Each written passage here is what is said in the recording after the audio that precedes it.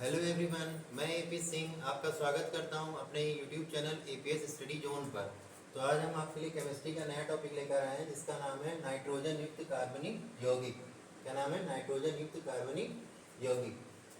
तो क्या होते हैं नाइट्रोजन युक्त कार्बनिक यौगिक? जब कोई कार्बनिक यौगिक नाइट्रो ग्रुप के साथ संयोग करके कोई नया यौगिक बनाता है तो उसे हम लोग क्या कहते हैं? नाइट्रोजन युक्त कार्बनिक यौगिक या नाइट्रो यौगिक के नाम से भी हम लोग इसको जानते हैं। क्लियर है? तो क्या होता है नाइट्रोजन यौगिक, नाइट्रो यौगिक? तो ये देखते हैं। नाइट्रो यौगिक में दिया है क्या कि ये हाइड्रोकार्बनों के एक या एक से अधिक हाइड्रोजन परमाणुओं के नाइट्रो समूह द्वारा विस्थापित करने से बनते हैं। क्या कहेंगे? कि ये हाइड्रोकार्बनों के एक या एक से अधिक हाइड्रोजन परमाणुओं के नाइट्रो समूह द्वारा विस्थापित करने से बनते हैं। क्लियर है? तो क्या कहलाते हैं? नाइट्रो यौगिक कहलाते हैं। नाइट्रो यौगिक के प्रकार देख लेते हैं। तो क्या कह रहे हैं? नाइट्रो यौगिक मुख्यतः दो प्रकार के होते हैं। इनको हम लोग दो वर्गों में बांट सकते हैं। ठीक है, पहला क्या है? एरोमेटिक नाइट्रो यौगिक, दूसरा क्या है? एलिफेटिक नाइट्रो यौगिक। तो ये एरोमेटिक और एलिफेटिक क्या होता है? एरोमेटिक कंपाउंड वो कंपाउंड होते हैं जिनकी जो संरचना होती है वो चक्रीय संरचना होती है, तथा जब इनको हम लोग जलाते हैं या इनका इग्निशन टेस्ट करते हैं, ठीक है, जब इनका इग्निशन टेस्ट करते हैं हम लोग, तो ये काले धुएं के साथ में जलते हैं। क्लियर? तो क्या दो पहचान इनकी मुख्य हो गई कि पहली बात तो ये चक्रीय क्या बनाएंगे? चक्रीय संरचना बनाएंगे। ठीक है, एरोमेटिक यौगिक है ना। दूसरी बात क्या कि जब हम लोग इनका इग्निशन टेस्ट करते हैं, यानी कि क्या करते हैं, इनको जलाते हैं, तो ये काले धुएं के साथ में क्या होते हैं? जलते हैं। दूसरी तरफ आपका क्या है? तो एलिफेटिक यौगिक। एलिफेटिक यौगिक क्या होते हैं कि वे यौगिक जो क्या करते हो? अचक्रीय संरचना बनाते हो, और जब हम लोग इसका इग्निशन टेस्ट करते हैं, यानी जब इसको हम लोग जलाते हैं, तो ये सफ़ेद धुएं के साथ या कलरलेस धुएं के साथ यानी रंगहीन धुएं के साथ में जलते हैं। तो जब एरोमेटिक यौगिक नाइट्रो यौगिक के साथ में संयोग करता है, नाइट्रो समूह के साथ में संयोग करता है, नाइट्रो समूह मतलब NO2 समूह के साथ में क्या करता है? संयोग करता है, तो उससे बना यौगिक एरोमेटिक नाइट्रो यौगिक कहलाता है। जब कोई एलिफेटिक कंपाउंड NO2 ग्रुप यानी कि नाइट्रो ग्रुप के साथ में संयोग करता है तो कहलाता है क्या? एलिफेटिक नाइट्रो यौगिक कहलाता है। क्लियर है? आगे देखते हैं। कह रहा है एमीन। एमीन क्या होता है? वे यौगिक जिसमें एल्किल या एरिल समूह एमाइड समूह से जुड़ा होता है, एमीन कहलाता है। क्या कहेंगे? वे यौगिक जिसमें एल्किल या एरिल समूह एमाइड समूह से जुड़ा होता है, एमीन कहलाता है। ठीक है? एमीन कितने प्रकार के हैं? तो एमीन के प्रकार अगर देख लें तो प्राथमिक एमीन, द्वितीयक एमीन और तृतीयक एमीन, मुख्यतः तीन प्रकार के एमीन हम लोग देखते हैं। क्लियर है? पहला जो प्राथमिक एमीन है उसमें क्या होता है कि जो एल्किल ग्रुप होता है वो NH2 ग्रुप से जुड़ा होता है। क्या होता है? एल्किल ग्रुप NH2 ग्रुप से जुड़ा होता है। अब एल्किल ग्रुप क्या होता है? एल्किल समूह क्या होता है? तो जब किसी हाइड्रोकार्बन से हम लोग हाइड्रोजन को विस्थापित कर देते हैं, क्लियर? क्या कह रहे हैं? जब किसी हाइड्रोकार्बन से हम लोग उसमें से एक हाइड्रोजन को विस्थापित करते हैं तो वो जो बचा हुआ रहेगा वो कहलाएगा क्या? हमारा एल्किल समूह कहलाता है, जिसको हम लोग कैपिटल R से प्रदर्शित करते हैं। और जब यही एल्किल समूह NH2 ग्रुप यानी कि अमीन ग्रुप के साथ संयोग कर लेता है तो बनाता है क्या? हमारा, अगर एक एल्किल समूह है और एक NH2 समूह है तो बनता है हमारा प्राथमिक एमीन बन जाता है। क्लियर है? द्वितीयक एमीन में क्या हो जाता है? इसी प्रकार से जब दो एल्किल समूह और एक आपका अमीन समूह रहता है, ठीक है, तो वहां पे R2NH इसका फॉर्मूला हो जाता है, सामान्य सूत्र जो हो जाता है R2NH हो जाता है, तो कहलाता है क्या? द्वितीयक एमीन। तृतीयक एमीन में क्या होता है कि तीन एल्किल समूह हो जाते हैं, ठीक है, यानी R3N हो जाता है इसका सामान्य सूत्र। क्लियर है? देख लेते हैं। प्राथमिक एमीन क्या है? RNH2 रहता है। द्वितीयक एमीन क्या है? R2NH रहता है। तृतीयक एमीन क्या होता है? R3N रहता है। देखिए पहले में क्या था? NH2 रह गया, NH2 था यानी हाइड्रोजन दो थे, दूसरे में हाइड्रोजन एक रहेगा, तीसरे में हाइड्रोजन खत्म हो गए। क्लियर है? फिर आता है आपका क्या? Nitro alkene. क्या होता है? जब कोई एल्केन यौगिक, एल्केन जो होता है यौगिक वो क्या करता हो? नाइट्रो समूह यानी NO2 समूह के साथ में संयोग करके कोई नया यौगिक बनाता है तो कहलाता है क्या? हमारा नाइट्रो एल्केन कहलाता है। एल्केन क्या होता है? तो एल्केन होता है इसका सामान्य सूत्र CnH2n+2 होता है, और ये सब यौगिक जो एल्केन होते हैं ये एकल बंधित यौगिक होते हैं। ठीक है? दूसरा क्या कह रहा है? Nitro arene. जब कोई एरोमेटिक यौगिक जो होता है, जो द्विबंध वाला एरोमेटिक यौगिक हो जो नाइट्रो ग्रुप के साथ में संयोग कर ले यानी NO2 के साथ में संयोग करता है तो बनाता है क्या? हमारा नाइट्रो एरीन बनाता है। क्लियर है?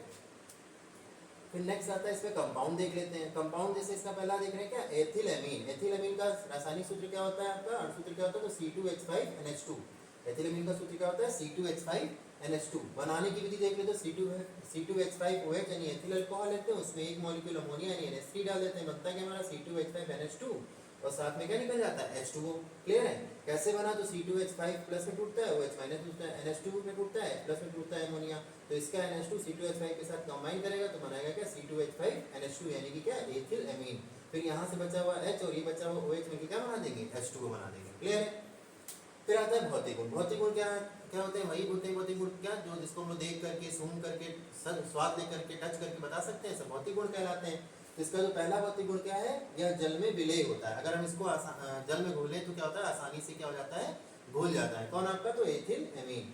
इसका क्वथनांक कितना होता है, तो इसका क्वथनांक 19 डिग्री सेल्सियस होता है, यानी कि 19 डिग्री सेल्सियस क्या होता है, इसका क्वथनांक होता है, यानी कि बॉइलिंग पॉइंट जो होता है कितना होता है, 19 डिग्री सेल्सियस होता है। फिर क्या कह रहा है, यह रंगहीन गैस होता है। ठीक है, क्या होता है, एक रंगहीन गैस है आपका एथिलेमीन।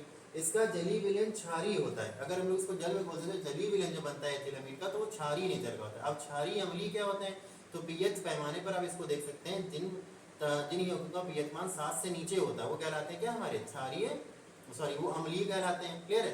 क्या होता है, जिनका पीएच मान 7 से कम होता है वो कहलाते हैं क्या, अम्लीय कहलाते हैं। ठीक है, जिनका पीएच मान 7 से अधिक होता है वो क्षारीय कहलाते हैं। तो इसका जो जलीय विलयन होगा वो क्षारीय हो जाएगा। और जो 7 होता है जिसका पीएच मान, वो क्या होते हैं, उदासीन होते हैं, यानी कि वहां पर लवण पाए जाते हैं। क्लियर है। नेक्स्ट देख लेते हैं। फिर कह रहा है रासायनिक गुण। रासायनिक गुण में क्या, H2O से क्रिया करते हैं, यानी कि जल से क्रिया। तो C2H5NH2 लेंगे, साथ में क्या डाल देंगे, H2O, तो बनेगा क्या, C2H5OH प्लस में क्या आपका NH3, यानी कि अमोनिया बन जाएगा। दूसरा यौगिक तो कह रहा है उसमें क्या आपका CH3OH से क्रिया करेंगे। CH3OH का मतलब क्या, मेथेनॉल से क्रिया करेंगे, या इसको मेथिल अल्कोहल भी कहते हैं। तो C2H5NH2 यानी एथिलामीन, साथ में डाल देंगे क्या, CH3OH डाल देंगे, तो बनेगा क्या हमारा, C2H5OH बन जाएगा। क्या बन जाएगा, C2H5OH बन जाएगा यहाँ पर। क्लियर है। तो इसको हम लोग थोड़ा सा यहाँ पे क्या कर लेंगे, C2H5OH कर देंगे। ठीक है, साथ में क्या निकल जाएगा, तो आपको पता है साथ में क्या निकल रहा है, C2H5OH ही बन गया। फिर यहाँ से आपका NH2 और ये आपका CH3, तो बनके क्या बनेगा, CH3NH2। CH3NH2 क्या होता है, तो मेथिल एमीन होता है। क्या होता है, मेथिल एमीन होता है। फिर आता है HCl से क्रिया। HCl से जब क्रिया करेंगे C2H5NH2, साथ में डाल देंगे HCl, तो बनेगा क्या आपका C2H5Cl प्लस NH3। जानते ही यहाँ पे कहता है Cl2 से क्रिया करेंगे तो क्या बनेगा, C2H5NH2 देंगे और Cl2 डाल देंगे, तो बनेगा क्या हमारा C2H5Cl। ये C2H5 एक Cl के साथ कंबाइन करेगा, C2H5Cl बन जाएगा। फिर ये NH2 और ये Cl बनकर के NH2Cl, यानी कि क्लोरो एमीन बना देते हैं। NH2Cl क्या हो जाता है, तो क्लोरो एमीन हो जाता है। ठीक है। फिर आता है इसका उपयोग, यानी कहाँ पर इसका हम लोग उपयोग करेंगे एथिलेमीन का। तो जो उपयोग है, पहला कह रहा है उर्वरक के निर्माण में, यानी उर्वरकों के निर्माण में, यानी जो खाद बनती, खाद वगैरह बनाने में क्या करते हैं हम लोग, इसका एथिलेमीन का प्रयोग करते हैं। नाइट्रोजनस कंपाउंड तो ज़्यादा खाद बनाने में हम लोग क्या कर सकते हैं, यूज इसका कर सकते हैं। फिर आता है एथिल अल्कोहल बनाने में। एथिल अल्कोहल बनाने में भी हम लोग इसका यूज करते हैं एथिलेमीन का। देखिए यहाँ कहीं बनाया भी था हमने एथिल अल्कोहल, ये देखिए। ठीक है, C2H5OH, यहाँ भी बना C2H5OH। क्लियर है। रंजकों के रूप में, रंजक जो होते हैं, जो किसी ऑब्जेक्ट को, यानी जैसे किसी कपड़े वगैरह को रंग करना है, तो रंगने के लिए जो उस पर रंग बहुत दिनों तक मतलब टिक सके उस कपड़े पर, तो उसमें केमिकल कुछ मिलाए जाते हैं। उन प्रयुक्त केमिकलों में से एक, उन प्रयुक्त केमिकल्स में से क्या है हमारा, एथिल एमीन भी होता है। ठीक है। फिर आता है सूती कपड़ों के निर्माण में। जब सूती कपड़े बनाए जाते हैं तो उसके निर्माण में भी क्या करते हैं, एथिल एमीन का हम लोग प्रयोग कर सकते हैं। क्लियर है। चलिए आगे देखते हैं। नया जो कंपाउंड है उसका नाम है एनिलीन। अच्छा, ये जो कंपाउंड है आपका किसमें था, एलिफेटिक एमीन नाइट्रो यौगिक में आता है। किसमें आता है, एलिफेटिक नाइट्रो यौगिक का एक एग्जांपल था कौन, आपका एथिलेमीन। अब एक एरोमेटिक नाइट्रो यौगिक का एग्जांपल है, तो उसका नाम क्या है, एनिलीन। एनिलीन का फॉर्मूला होता है C6H5NH2। इसको हम लोग C6H5NH2 भी कह सकते हैं। और बेंजीन रिंग के ऊपर अगर हम लोग NH2 ग्रुप लगा देते हैं, अमीन ग्रुप लगा देते हैं, तो वो भी बन जाता है क्या हमारा, एनिलीन रहता है ना। इस तरह से व्यक्त कर सकते हैं हम लोग इसको।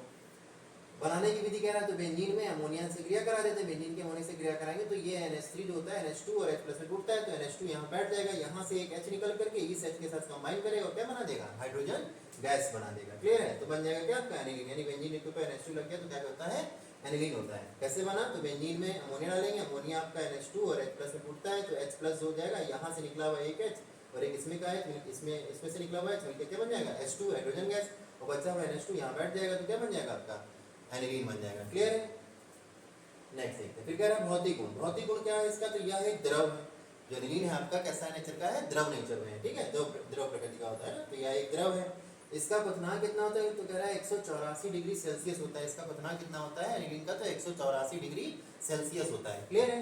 फिर कह रहा है कि इसका आपेक्षिक घनत्व कितना होता है, क्या होता है इसका आपेक्षिक घनत्व 1.02 होता है।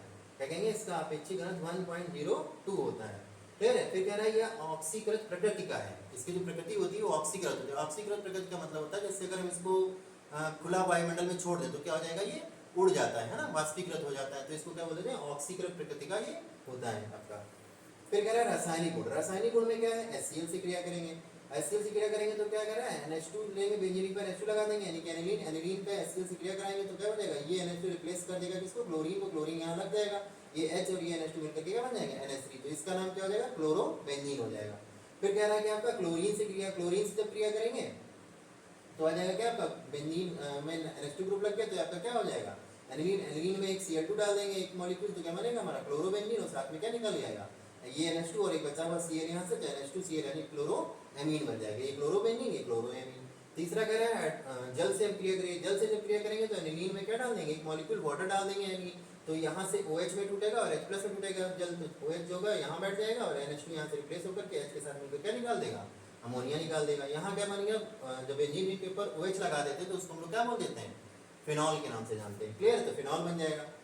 फिर क्या करें, मेथेन से क्रिया करेंगे, मेथेन का केमिकल फॉर्मूला आपको पता है CH4 होता है, तो क्या करेंगे, एनिलीन लेंगे, एनिलीन क्या होता है, बेंजीन के ऊपर, बेंजीन के ऊपर क्या लग जाता है, NH2 लगा देते हैं, एनिलीन को मेथेन के साथ क्रिया कराते हैं तो क्या बनता है, CH4 से जब क्रिया करेंगे तो CH3+ और H+ टूटेगा तो CH3 यहाँ बैठ जाएगा और NH2 यहाँ से हट करके इस H+ के साथ संयोग करके क्या बना देगा, अमोनिया यानी कि NH3। और जब बेंजीन रिंग के ऊपर CH3 लग जाता है तो उसका नाम क्या हो जाता है, टॉलुमीन हो जाता है। बेंजीन रिंग के ऊपर जब CH3 लग जाता है तो उसका नाम क्या हो जाता है, टॉलुमीन हो जाता है, क्लियर। नेक्स्ट इसका उपयोग, यानी कि एनिलीन का हम लोग कहाँ पर उपयोग कर सकते हैं, तो पहला जो उपयोग आपको बताया है कृत्रिम रंजकों के निर्माण में कर सकते हैं। कहाँ कर सकते हैं, कृत्रिम रंजकों के निर्माण में करते हैं, यानी जो रंगने के लिए जो रंजक बनाए जाते हैं उन रंजक जो कृत्रिम रूप से बनाए गए उनको बनाने के लिए क्या करते हैं हम लोग, एनिलीन का प्रयोग करते हैं, क्लियर है। दूसरा कह रहा है डाईएजोनियम लवण बनाने में। डाईएजोनियम लवण क्या होते हैं, जब बेंजीन रिंग हो गया या कोई एरोमेटिक रिंग हो गया जो N2Cl नाइट्रोसिल क्लोराइड के साथ में क्या कर देता है, क्रिया करता है, तो उससे जो यौगिक बनता है वो कहलाता है क्या हमारा, डाईएजोनियम लवण कहलाता है, क्लियर है।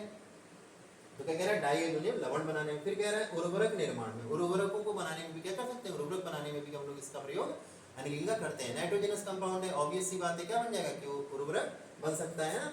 औषधि के निर्माण में, औषधि यानी दवाइयाँ वगैरह जो होती हैं औषधि बनाने के लिए भी क्या कर सकते हैं, उसमें उसको औषधियों को बनाने में भी हम लोग एनिलीन का प्रयोग कर सकते हैं, क्लियर है। तो इसके निर्माण में भी, औषधि के निर्माण में भी प्रयोग करते हैं, उपयोग करते हैं इसका, ठीक है, एनिलीन का। फिर आपका था डाईएजोनियम लवण। डाईएजोनियम लवण क्या होता है, ठीक है, तो क्या कह रहा है, जब एक प्राथमिक एरोमेटिक एमीन NaNO2 यानी सोडियम नाइट्राइड तथा HX यानी हाइड्रोजन हैलाइड, X का होता है तो हाइड्रोजन होता है, हाइड्रोजन से मिक्स कर गया तो क्या बन गया, हाइड्रोजन हैलाइड। तो क्या कह रहा है, हाइड्रोजन हैलाइड के साथ ठंडे विलयन में अभिकृत किया जाता है तो वह प्रक्रिया डाईएजोटीकरण कहलाती तथा उससे बना यौगिक डाईएजोनियम लवण कहलाता है, क्लियर है। देख लीजिएगा क्या, डाईएजोनियम लवण क्या है, जब एक प्राथमिक एरोमेटिक अमीन NaNO2 यानी कि सोडियम नाइट्राइड तथा HX यानी कि हाइड्रोजन हैलाइड के साथ ठंडे विलयन में अभिकृत किया जाता है तो वह प्रक्रिया डाईएजोटीकरण कहलाती तथा उससे बना यौगिक डाईएजोनियम लवण कहलाता है, क्लियर है। इसका अगर हम लोग सामान्य सूत्र देखें तो ArN2X होता है। Ar का मतलब यहाँ पर किसी भी तरह की एरोमेटिक रिंग से होता है, N2 यानी कि नाइट्रोजन ही है और X यानी कि कोई किसी प्रकार का हेलोजन लग जाता है। तो एरोमेटिक रिंग में जब N2 और कोई X यानी कि हेलोजन लग जाता है तो बनता है क्या हमारा, डाईएजोनियम लवण का, डाईएजोनियम लवण बन जाता है, ठीक है। ये डाईएजोनियम लवण का क्या है, सामान्य सूत्र हो सकता है ये, क्लियर है। इसको क्या कह सकते हैं हम लोग, डाईएजोनियम लवण का सामान्य सूत्र कह सकते हैं। फिर आता है इसका अगर एग्जांपल देखें तो बेंजीन रिंग के ऊपर हम लोग N2Cl लगा दें, क्या लगा दें, बेंजीन रिंग के ऊपर N2Cl लगा दें तो वो भी क्या है, डाईएजोनियम लवण का एक उदाहरण होता है। नाम क्या हो जाता है उसका, तो इसका नाम हो जाएगा क्या, बेंजीन डाईएजोनियम क्लोराइड। क्या नाम हो जाएगा, बेंजीन डाईएजोनियम क्लोराइड इसका नाम हो जाता है, क्लियर है। तो ये आज मैंने आपको क्या बताया, नाइट्रोजन युक्त कार्बनिक यौगिक बताए, जिसमें से आपका क्या नाइट्रो यौगिक क्या होते हैं ये बताया, नाइट्रो यौगिक कितने प्रकार के होते हैं तो ये बताया आपको मैंने। फिर एमीन क्या होता है, एमीन कितने प्रकार की होती है ये बताया गया। फिर इससे क्वेश्चन ये आ सकता है क्या कि नाइट्रो यौगिक क्या है, कितने प्रकार का होता है बताइए, है ना। फिर कह सकते हैं एमीन क्या है, कितने प्रकार का होता है बताइए। फिर एग्जांपल में जैसे क्वेश्चन बन सकता है क्या, एथिल अमीन बनाने की विधि का वर्णन कीजिए। तो एथिल बनाने की विधि का जब वर्णन पूछा जाएगा तो उसमें क्या हो सकता है, बनाने की विधि बताया जा सकता है, ठीक है, भौतिक गुण, रासायनिक गुण, उपयोग ये बताया जा सकता है, क्लियर है। फिर आता है आपका एनिलीन। एनिलीन क्या हो जाएगा, तो C6H5NH2 रहता है ना, इसके भी बनाने की विधि पूछ सकता है क्या, एनिलीन बनाने की विधि का वर्णन कीजिए। तो एनिलीन बनाने की विधि का वर्णन, विधि बतानी रहेगी, ठीक है, उसका भौतिक गुण बताना रहेगा, रासायनिक गुण बताना रहेगा और उपयोग बताना रहेगा ना। टिप्पणी लिखने को इसका आ सकता है क्या, डाईएजोनियम लवण क्या होता है ना, इसकी टिप्पणी वगैरह पूछ ली जाती है, क्लियर है कि डाईएजोनियम लवण क्या होता है, क्लियर है। तो आज हम आपके लिए केमिस्ट्री का एक टॉपिक लेकर आए थे। ये केमिस्ट्री का एक टॉपिक क्या नाम है इसका, नाइट्रोजन युक्त कार्बनिक यौगिक लेकर आए थे। आई होप कि वीडियो आपको अच्छा लगा होगा। अगर वीडियो अच्छा लगा है तो प्लीज़ इसको लाइक कीजिएगा, शेयर कीजिएगा और चैनल को ज़रूर सब्सक्राइब कर लीजिएगा। Thank you.